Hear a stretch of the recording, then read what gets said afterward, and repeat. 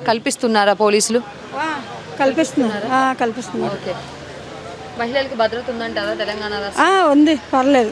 అప్పుడు కంటే ఇప్పుడు కొంచెం రేవంత్ రెడ్డి గారు వచ్చాక బాగానే ఉంది. మరి ఎందుకు హత్యలు పెరిగిపోతా ఉన్నాయి? అంటే హత్యలంటే అదంతా అప్పుడు ఇంకెక్కువ ఉండే, ఇప్పుడు కొంచెం తగ్గినాయి అనుకుంటాం మేము కూడా.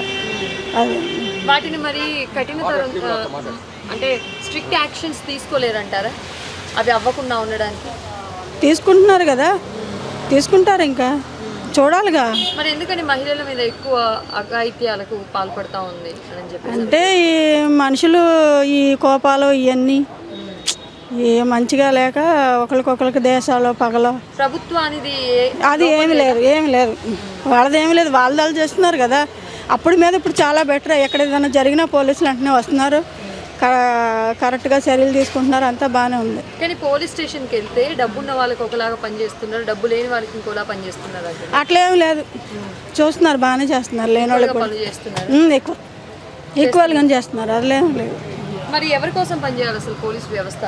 ప్రజల కోసం చేస్తున్నారు కదా, ప్రజల కోసం. ఇంకేం చేయాలి అంతకంటే బాగా ఇంకెవరు చేస్తారు? రేవంత్ రెడ్డి గారు వచ్చాక బాగుంది.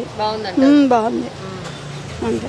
రీసెంట్గా బండి సంజయ్ అని చెప్పేసి ఒక పొలిటీషియన్ కొడుకు ఒక అమ్మాయి మీద అఘాయిత్యానికి పాల్పడ్డాడని చెప్పేసి కేసు ఫైల్ చేశారు. అదంతా రాజకీయాలు అవన్నీ ఇక తెలియదు. కానీ మాలాంటి వాళ్ళకి ఏదన్నా చిన్నగా ఏదన్నా జరిగినా చేసినా ఏదన్నా కొంచెం గొడవలు అయినా అట్లా కొంచెం పోలీసులు అది పట్టించుకుంటున్నారు.